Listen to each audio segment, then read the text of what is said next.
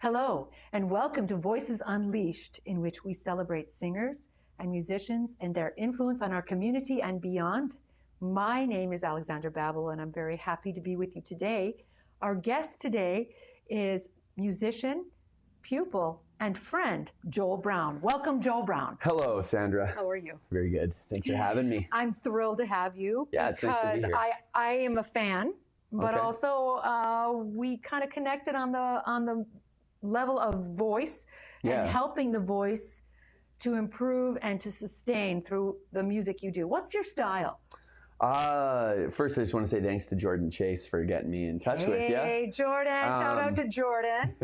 We're punk rock. I'm mainly punk rock inspired. I kind of grew up with grunge and stuff, and then as soon as I found punk rock, that was my lady. So, what was your very, very first connection to music, and why did you choose this as a passion, or did it choose you? My very first connection to music would have been my dad. For sure, he'd come home and play music way too loud, kind of freak me out, but then exposed me to like Tragically Hip and Aerosmith and stuff. So I mean, once I got a hold of that, I just kind of ran from there. That's amazing. And do you have formal training, or are you just self-taught? With guitar and drums and stuff, I taught myself.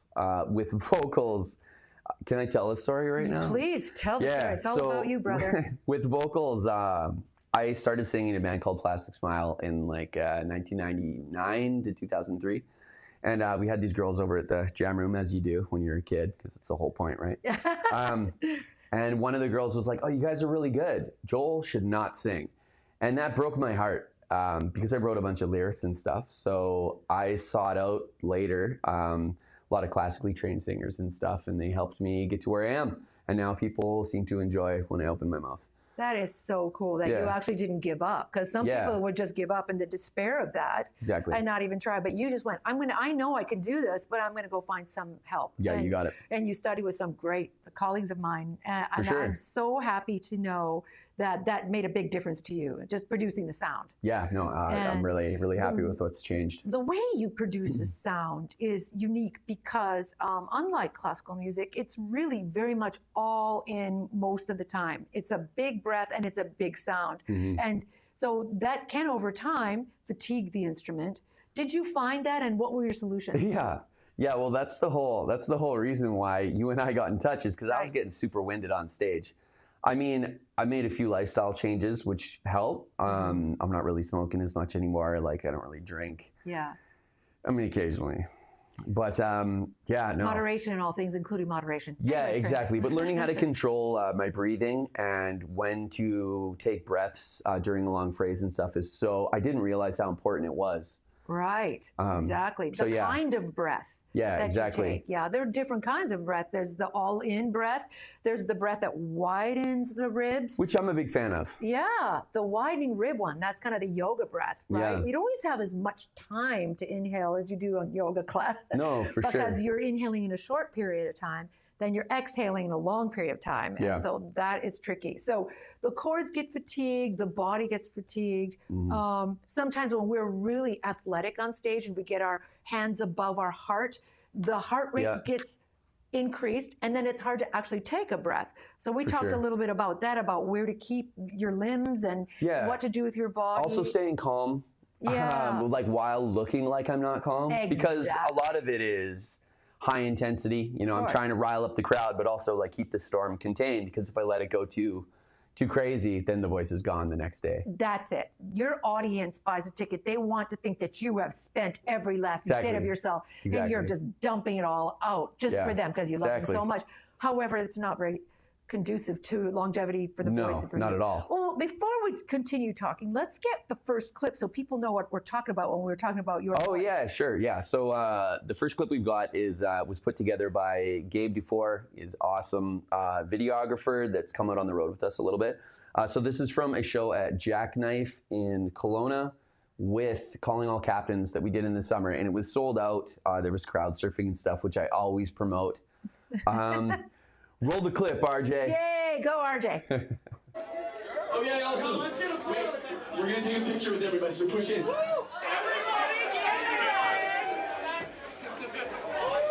Should I be talking a little bit right now?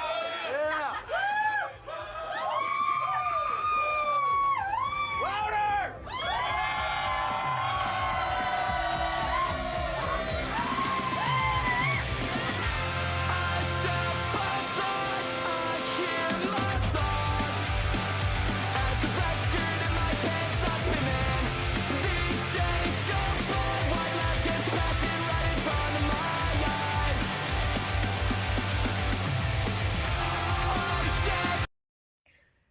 Well, there we go. That is so much fun. I got goosebumps. We both got goosebumps. You So give funny. me goosebumps because it's the sold out, invested, wholehearted, passionate it feels good.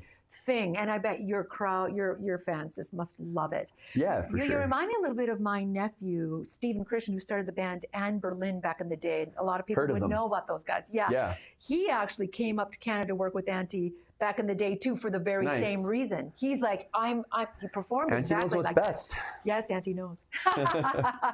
So you've got this wholehearted passion, this ability, and actually capacity now to do this as a true career. And so I'd like to talk to you about, what do you think it takes next in order to get you to the next level of exposure and of like quit your day job kind of life?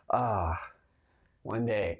I think what it takes now is just really committing to the band. I mean, at first you're kind of, it's not wishy-washy, but you don't know what's going to happen. You don't know if people are going to want to come to the shows. You don't know if you're doing things right. I mean, everything's kind of up in the air. But then when you start to sell out shows and you start getting called up from bands that are doing it, holding what I've been holding in my hands, which is the surprise. Yes. I think that you just need to give yourself over to it and just slog through the stuff that drags you down, like work or, trouble at home, your own brain. You just need to keep the goal front and center and go for it. That's right. I love that. I love that answer. Also sponsorship. What about that sponsors? That would be great. Sponsorship would be incredible. We were going to talk about sponsorship for the musician. And I was just starting to say to you, it's like a partnership. So there's something in it for both parties. I'm wearing Coca-Cola underwear right now. Coke, buy Coke. Let's send this to them. Because the sponsor needs to get something back for the investment. So the exposure, and it's a creative thing that we could talk about a lot, because I think many people think that sponsorship's all about someone's going to pay for me to get all the things. But many people forget that we've shaken hands. It's not a donation. No. It's a sponsorship. They're different. For sure. So it's really important to strategize that way. And I often think sponsor care is like one of the number one things for an artist, to look after them in specific ways. And by that I mean making them feel special in whatever way. So now, what do you have in your hand? So I've got a little surprise for everybody. Oh, I'm so excited. So this is something that we spent a lot of time working on. We had a few songs that we did ourselves, but I'm proud to announce, bam! Yay. So this is our new LP that was recorded by Jordan Chase and Colton Douglas at Oodalolly in West Kelowna here. So there are 9 songs on this. It's called Relevance. So cool. And 6 of the songs are recorded strictly by them, and then we've also included our other stuff on there. Here, I'm just going to pull it out because it looks awesome. It's so cool. I mean, vinyls, back in the day, that was all there was. My very first 33 was David Cassidy, I Think I Love You. Ooh, that takes my breath away. Look at the sapphire color. Yeah. Ooh la la. It's pretty cool. So we got two sides, side A and side B. Amazing. Yeah, so these will be going on tour with us. That's great. That is so beautiful. Yeah, in the back has got like some. Oh my gosh, and how it's pulled out. That is sweet. Tell me about this imagery. What's the story? Oh, excuse me. No props. So I always had an idea for things looking good on the outside.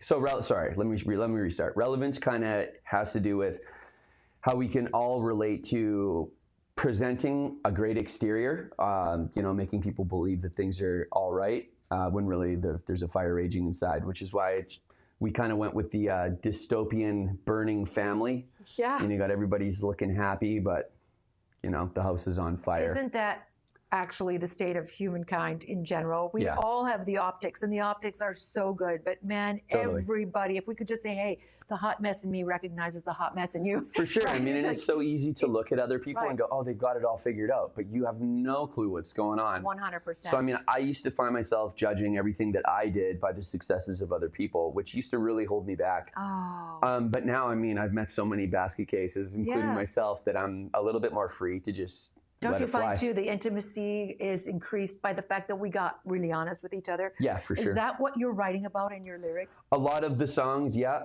There are a couple of missed relationship opportunities that I sing about. There's some, I don't want to say addiction problems because I never really had a problem with addiction, but substance abuse, which I think are two totally different things. Right. There's a lot of substance abuse problems, which is a really wide scope of things. Yeah. And, you know, it's the loss of some friendships and stuff. Which I think are fairly relevant. I also get so much joy out of some of them. Yeah, for sure. Some of them are so joyful and so over the top party. Yeah. You know, like let's do another clip. Yeah, sounds good. Roll it, RJ. I like to pretend like I have control. Why can't we fight the impulse? I'm reaching out, grasp at thoughts that won't catch me. Disappearing friendships cast amongst the debris. Iris is glazed and my face kisses cold concrete. The daily light serves to cast you out.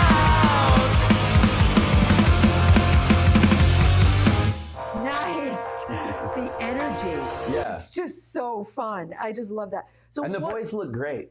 Everybody. Like Gabe made them look great. I also just wanted to say, so in the band is obviously myself, Joe McLeod, Jesse Nelson, Jude Anderson, and Ryan Campbell. So we're a bunch of J names. Yeah. I love the shout team. out to the boys. Of course, shout out to the boys, of course. What are you looking forward to?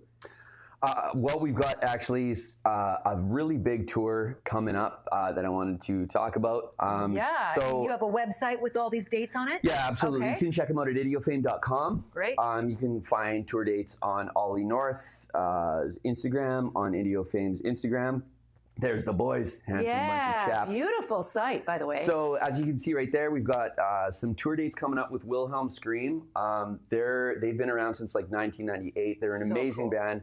So excited to go on the road with these guys. So we're playing on the 14th of September at Cranbrook in Shotty's, which is a beautiful little dive bar. Modern Love Calgary on the 15th. Then we have a day off, which I'm hoping we get to go fishing or something with the boys. Nice. And then the 17th at Mel's Rest with Dune Rats in Banff, which should be huge. Dune Rats bring a massive scene to Banff.